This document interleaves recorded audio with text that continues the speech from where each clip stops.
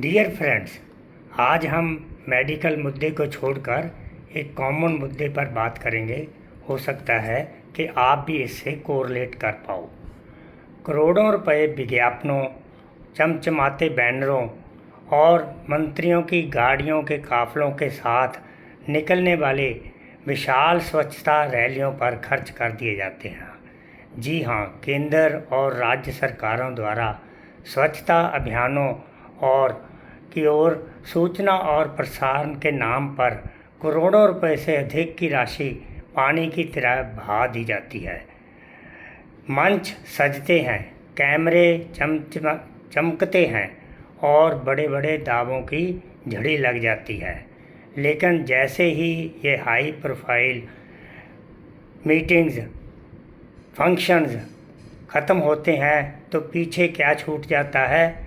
बिखरे हुए पानी के प्लास्टिक कप, चाय के खाली कप और खाली बोतलें, फटे बैनर, कचरे का अंबार। जिस स्वच्छता का ढिंढोरा मंच पर पीटा जाता है, उसी मंच के नीचे गंदगी का साम्राज्य पसर जाता है। लेकिन सवाल ये है कि इस फैलाए गए कचरे को समेटता कौन है? वही गरीब सफाई सेवक जो सुबह 4 बजे, जब पूरा शहर सो रहा होता है, अपने हाथों से झाड़ू लिए गंदी सड़कों पर उतरता है।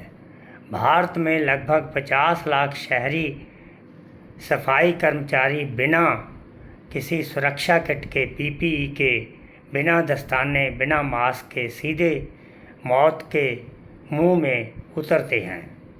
और तमाशा देखिए, विज्ञापनों और फंक्शनों के लिए करोड़ों रुपए का बजट होता है जो सिर्फ इन रैलियों पर खर्च किया जाता है।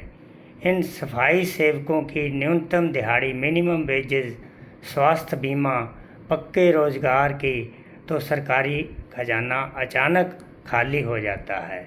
महज कुछ 100 रुपयों के अनुबंध पर काम करने वाले इन कर्मचारियों को ना तो समय पर वेतन मिलता है, ना ही गरिमा।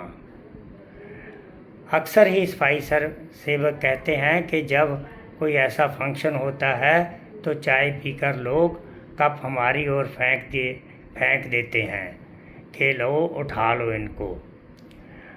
हाई प्रोफाइल फंक्शन पर ये बात एक सिंपल सी बात है कि केवल रैलियां निकालने से शहर साफ नहीं होते। अगर रैलियों और फंक्शनों पर पानी की तरह बहाए जाने वाला पैसा सफाई कर्मियों के कल्याण, आधुनिक सफाई मशीनें और उनकी सम्मानजनक पे बढ़ाने के लिए लगाया जाए तो ये सफाई किसी अभियान की मोहताज नहीं रहेगी। सफाई अपने आप ही होने लगेगी। आज हालात इतने बदतर हो चुके हैं कि देश के कई शहरों में गलियों खुले कूड़ादानों में तब्दील हो चुके हैं। नालियाँ जाम हैं।